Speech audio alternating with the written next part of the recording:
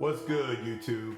Oscar Johnson here with Realty Hub, and today we're going to cover one of those questions that's just out there right now in this marketplace.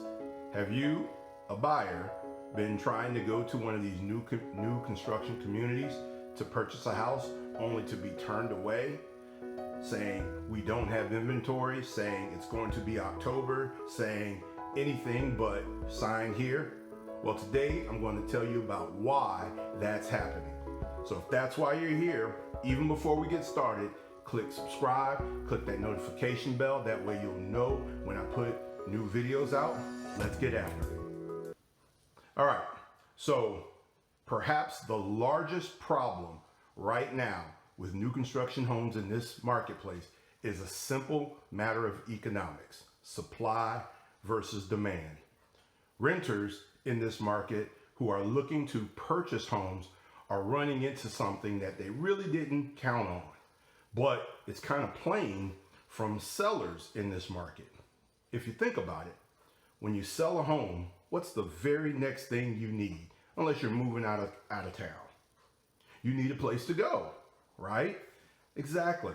So what's happening is sellers are selling their homes, and they're even though we may see that in the marketplace there's a low supply of sellers, the primary reason isn't because they don't want to sell. It's because local sellers need a place to go. They need a home to purchase. And when there are very low levels of people selling their homes, where does a seller go to buy a home? Typically, it's going to be in new construction. And that means the person who's looking to buy isn't going to be able to get into that market because it's now not just a buyer's market in the new home communities. It's also they're competing with people selling. And here's the truth of the matter. These new home communities, they may be built with, if you're looking at some of the smaller ones, say maybe 100 homes or 200 homes in capacity, or up to some of the larger ones being 500 to 1,000 homes, understand that day one, these homes aren't really available. They clear them out in phases. And then they don't ever really anticipate selling 60 of them at one time.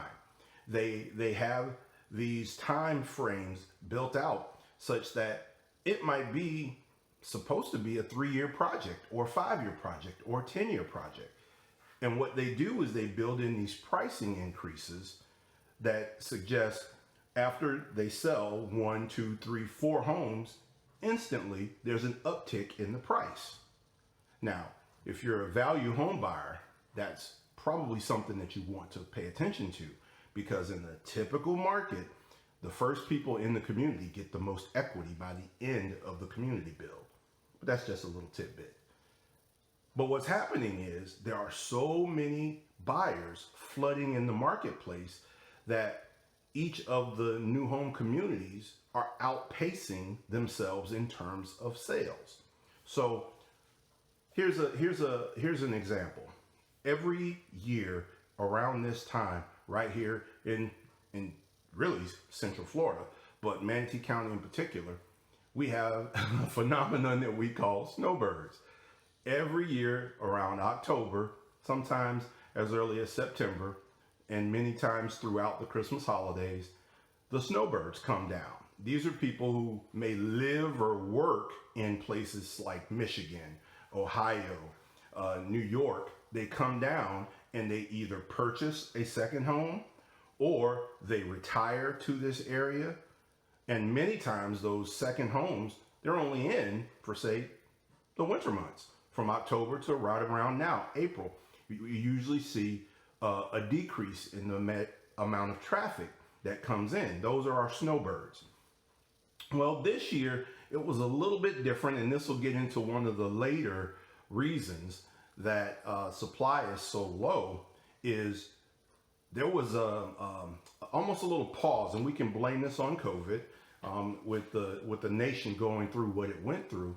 It almost started around January, where this mass of people showed up with cash in hand and literally prices went up because of economics. When there's a high supply, there's low demand, prices are lower. When there's a high demand and low supply, prices increase. So prices got higher.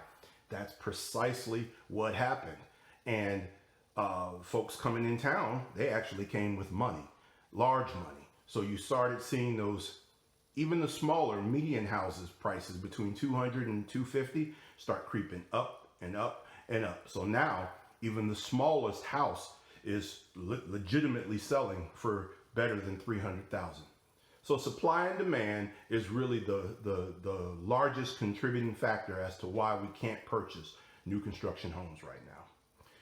Number two, and I just mentioned it already, COVID-19.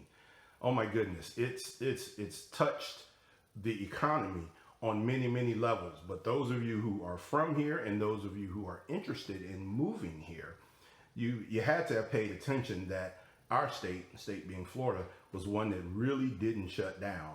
I mean, we had certain industries like bars and smaller businesses that had a small period of shutdown. But for the better part, whether you agree or disagree with this method, the state stayed open.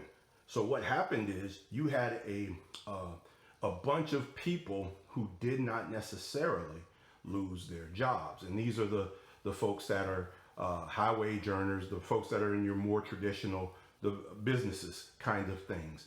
So there was never really a drop in our housing market here. Sure, we have plenty of people, just like everywhere, who are on that forbearance plan, but for the most part, the real estate market here kept going. It really didn't stop. So what did happen? Well, some of the jobs that took advantage, if you would, of, and rightfully so, again, anything I say about COVID-19 is not a judgment call. It's simply a realistic call. Many of those jobs, in the way that it did affect the housing industry, is some of the builders here may have, when they're building new construction, 2, 3, 4 crews going on inside of a residence or a future residence at any given time. And some of the larger builders, say D.R. Horton and Lennar, that's how they do it. You drive up and down any street in one of their new construction neighborhoods, and you may see 40 or 50 crews working on 5, 10 houses at a time. They employ a lot of people. Well, when all of a sudden you can't have, because of social distancing restrictions, that many people inside of each of the homes, it took what would have been a 3.5 to 4 month build process and stretches it out to 7 months. Again, affecting reason number one, supply and demand. But in that there was a shortage, if you would, of labor to work on the homes, supply and demand, all of a sudden the builds took longer, supply and demand. Demand kept going up because, as I just stated, it really didn't slow down the real estate market here in Florida, supply and demand. What occurred? A shortage of labor. There are some new home communities that you can drive through right now. Some of the smaller builders really felt this the most, where they may have an entire community, a small pocket community, say 100 or so homes. All of them started, but none of them finished because they can't get carpenters in. They can't get drywall guys in. They can't get whatever in because those guys either A, left, B, took the money that was allowed for those being out of work, C, the smaller contractors can't keep up with the larger contractors. So there's a labor issue there. Then next, there's a materials issue. I don't know if you guys have experienced it. I'm sure it's a nationwide effect because of the economic factors that built into it. Materials. A piece of wood, and I'll just give you this one for instance. About a year and a half ago, we bought our home here. And there were some little projects and things that I did around the house. And I could go in and buy, say, a 2x4, just a regular everyday construction grade 2x4. I could go in and buy one for, say, $2 from Home Depot. That same construction grade 2x4x8 is now like $8 or $7. Why? It's because the lumber industry constricted. between the trade deals that go on with China as well as with Canada in our last administration, it really tightened things. Things, simple construction basics, steel, drywall, nails, housing tiles, wood, all of it sometimes doubled, if not tripled in price. And what that created was a situation where many of the smaller builders couldn't even really fulfill their contracts at their paces because their cost to have a home drywall tripled. So you see that playing into effect. But then that's also built into the pricing.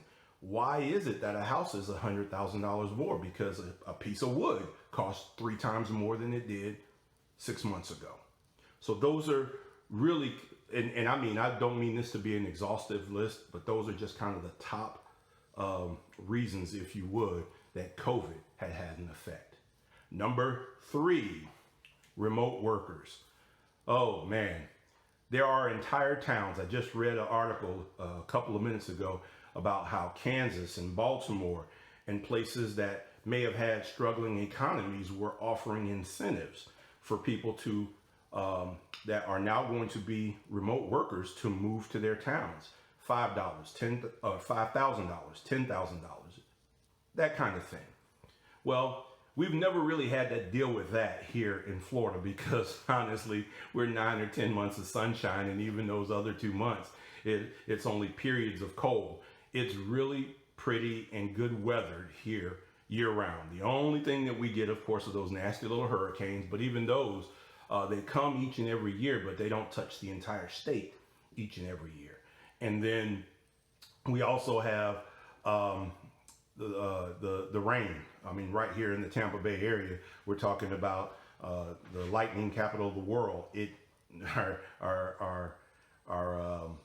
Our hockey team is actually named the Tampa Bay Lightning, and it's an apt, it's an appropriate explanation. But the idea here is that if you're going to be a remote worker, and companies have made, some of the larger companies have made this decision that they're just going to stay, or at least adopt a portion of their business that's going to remain remote work, such that somebody doesn't have to live in New York year round. They can work here in Florida and travel back and forth when they need to.